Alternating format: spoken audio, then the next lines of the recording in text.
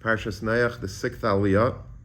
So following the Mabul, Noach plants a vineyard. He becomes intoxicated by the vineyard, and he falls asleep in a state of undress.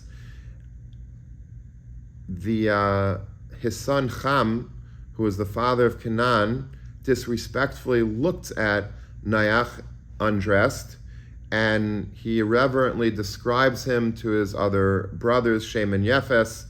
And unlike Ham, they have very great sensitivity towards their father. They walk backwards into his tent and cover him up. And after Noach wakes up, he realizes what Ham has done. He curses Canaan, who is also involved with his father in this act against him in the incident. And he curses Canaan that he should be a slave to his brothers. And then Noach goes and blesses Shem and Yefes, the other two sons, and that's how the Aliyah ends. It's interesting, the Abarbanel points out that these three sons, Shem, Ham, and Yefes, really, they were the forebearers of the entire universe.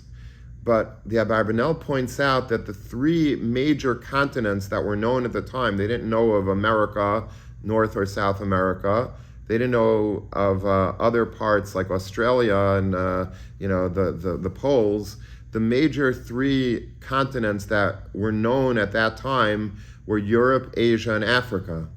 And he says that, I never realized this until I saw this Abarbanel recently inside, that Yefes he took over Europe. And the Abarbanel says that phonetically the word Yefes and Europe is sort of similar. Shem took over Asia, which includes Eretz Yisrael, and also Asia, Shem, it's also somehow phonetically related.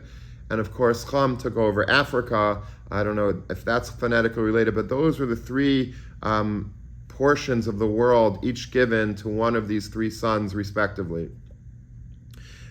I also thought once that the words Shem, Ham, and Yefes were the three sons, the three children of Noach, and they represent the chinuch that Noach gave to them. These were the educational recipients of Noach's brilliance in education.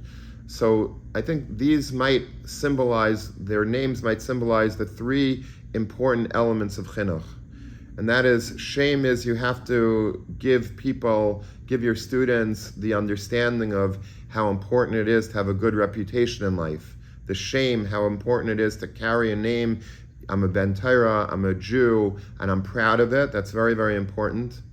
Ham means the warmth. You have to be very warm with your students. You have to provide a constant love and warmth, and show them the importance of having an emotional relationship, a caring relationship between a Rabbi and a Talmud, between a parent and a child. And finally, Yefes means beauty. You have to show them the beauty of Yiddishkeit. Rabbi Moshe Feinstein used to say that the reason why so many Jews did not stay on the course of Yiddishkeit when they came over through Ellis Island is the first generation, they were religious already back in the old country, and they sort of kept their religion in America, but it was very hard for them. They had to have great Mesiras Nefesh, they had to give up a lot, in terms of Shmir Shabbos. It was very difficult, it was always a struggle for them, and their children were exposed to this, and the parents would tell the children the famous words that it's difficult to be a Jew. In Yiddish, it's as a schwer zu sein a Yid. It's very difficult to be a Jew. And Rabbi Moshe used to say that those words were toxic to the next generation, because these were American kids. They were now brought up in America, the land of Coca-Cola and rollerblading and roller skating and drive-in movies. And if they hear their parents speaking about how difficult it is to be a Jew, they're going to say, you know what? For them, they came from Europe, maybe they're Jewish because of traditional reasons, but we don't want to be Jewish.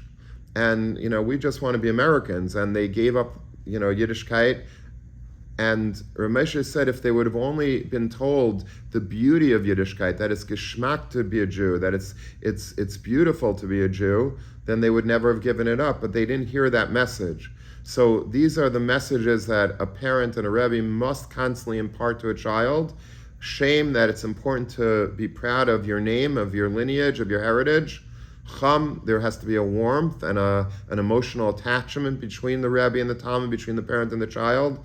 And also Yefes, it has to be conveyed that it's beautiful to be a Jew, that it's not something that's difficult, it's not something that's a chore, but rather the mitzvahs are opportunities to get close to Hashem, and there's no life as beautiful as that of a Jew.